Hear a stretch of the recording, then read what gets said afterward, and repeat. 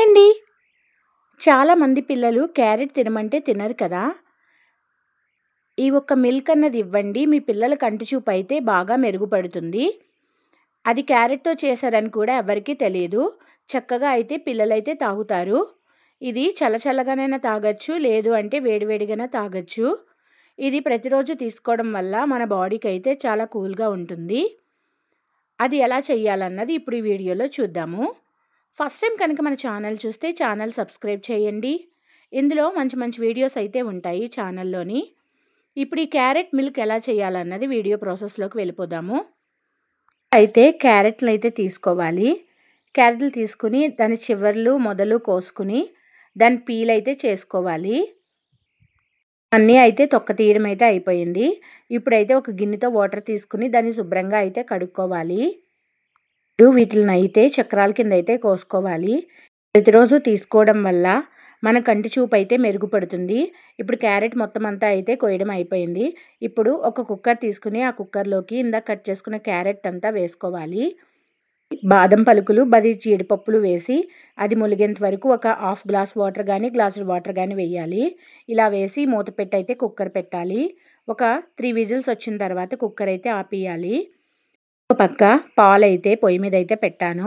పాలైతే మరుగుతున్నాయి. మీగడైతే కట్టనివ్వకండి. మధ్య మధ్యలో కలపండి. మీగడ కట్టకుండా చూసుకోండి. ఇందాక కుక్కర్ పెట్టాం కదా, కుక్కర్ అయితే చల్లారిపోయింది. ఇప్పుడైతే ఒక మిక్సీ జార్ తీసుకుని ఆ మిక్సీ జార్లో ముందుగా బాదం తొక్క అయితే తీసి ఆ మిక్సీ జార్లో అయితే వెయ్యాలి. ఇదిగోండి, క్యారెట్ అయితే ఉడికిపోయింది. ఉడికిందా లేదా అన్నది చూశాను, ఉడికిపోయింది. బాదం అయితే దాని తొక్క అయితే తీసి మిక్సీ జార్లో అయితే వేస్తున్నాను. ఇలా మొత్తం వేసిన బాదం పలుకులన్నీ అయితే తొక్క తీసేసి మిక్సీ జార్లో అయితే వెయ్యాలి. ఉడికిన క్యారెట్ని కూడా ఆ మిక్సీ జార్లో అయితే వేసి మిక్సీ చేయాలి. ఆ వాటర్ అయితే అందులోకి ఉపయోగపడుతుంది. అది పేస్ట్ చేయడానికి కొంచెం వాటర్ కావాలి కదా, ఈ వాటర్ అయితే మిక్సీ చేసుకోవచ్చు.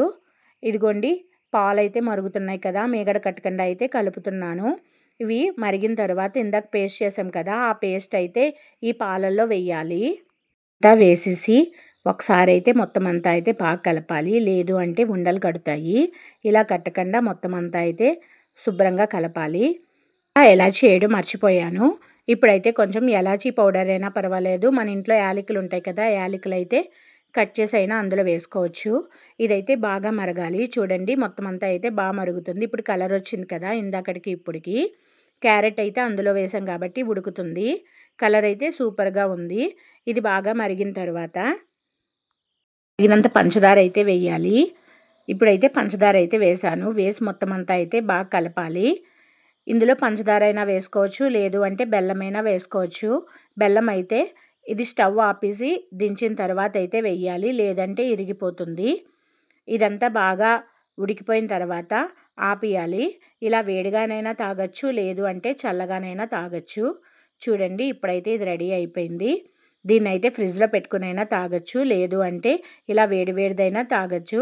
ఈ ఎండాకాలంలో పిల్లలు వచ్చినప్పటికీ ఈ విధంగా చేసిస్తే కనుక శుభ్రంగా అయితే తాగుతారు. క్యారెట్ తినని వాళ్ళు కూడా ఈజీగా అయితే తింటారు. పిల్లలే కాదు, పెద్దలే కాదు, ఎవరైనా క్యారెట్ తినడానికి ఇష్టపడరు కదా, అలాంటప్పుడు ఇలా చేసి పెట్టండి. సూపర్గా అయితే తింటారు. ఎవరికీ తెలియదు ఇది క్యారెట్తో చేశారని చెప్పి. ఒకసారి అయితే ట్రై చేయండి. టేస్ట్ అయితే సూపర్గా ఉంది. ఇప్పుడైతే ఫ్రిడ్జ్లో పెట్టి అయితే తీసాను. కూల్గా భలే ఉంది. అయితే డ్రై ఫ్రూట్స్ వేసుకుని ఇలాగని తాగితే సూపర్గా ఉంటుంది. ఈ వీడియో కనుక మీకు నచ్చితే ప్లీజ్ సబ్స్క్రైబ్ చేయండి.